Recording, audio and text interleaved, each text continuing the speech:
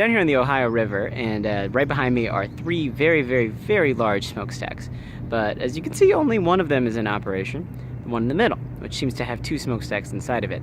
The other two are actually just kind of standing there. Now, those things are really tall. It takes a lot of energy and time to demolish them, so they're still there. They used to be the only two stacks in town before they built this new one along the river. This is a coal power plant, and a lot of the coal that's mined in West Virginia is shipped over the Ohio River along to towns in Ohio, towns in Kentucky, and towns like this. This power plant will burn the coal that they've gotten, which has been mined out of like decomposed and then eventually buried and solidified plant matter. What'll happen is the carbon that's in those plants will basically just kind of sink and be pressed down with a little bit of heat, almost like a metamorphic rock, and turn into coal.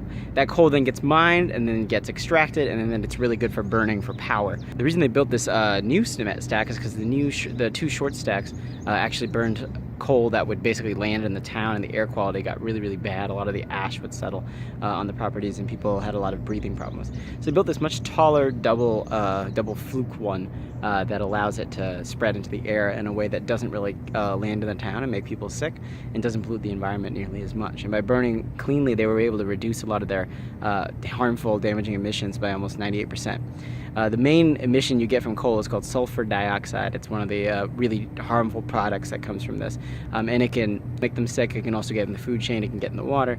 So it's really necessary when we're using fossil fuels that may burn a lot of ugly smoke into the air, that we burn it in a way that doesn't damage the environment further, because we're going to need power regardless, and we have to do it in a way that's not harmful. I am standing here on the shore of Lake Michigan at Indiana Dunes in northern Indiana. This area is home to a lot of really rare species in the Midwest. It's got a lot of environments here with really beautiful trees, lots of birds that are almost endangered in the state. And so this area is not only a state park, but also a national lakeshore, and it also stretches into Michigan. But as you can see, if you look at the edges, take a look at the horizon, try and see what color that horizon is. It's not blue like the sky is supposed to be. It's got this kind of like brownish tan color, and that's from the pollution that is settling over the lake. If you look really carefully, you'll see Chicago on the horizon. You'll see smokestacks in Gary, Indiana over on that side. There's tons and tons of industrial cities on this lake. And a long time ago, this was a really major source of jobs and industry. There are a lot of rivers that connect to the lake, and a lot of shipping that happen here, a lot of manufacturing that use the lake basically as their source. And just now, after a lot of those businesses have closed down, they're trying to find ways to fix all the environmental damage that was done. Besides the smog polluting the air, a lot of industrial chemicals made their way into the water. And although the water, there's a lot of it, so some of it is perfectly clean, it's nowhere near as clean as the northern lakes like Superior. A lot of the ashes also settled into the soil around here, and although the sand is pretty much fine because it's pretty new, having been battered down by the waves and the wind over time, a lot of the soil along the coast, especially by the cities, is full of things like lead and mercury that's washed in. So right now there's a huge effort underway to try and restore this shoreline so that instead of seeing that tan color in the sky, you would see blue. And instead of having endangered species, you'd have thriving ones. I am driving back from on 65 from Chicago towards Indianapolis. And if you look on the horizon, basically everywhere, you can see a whole bunch of windmills.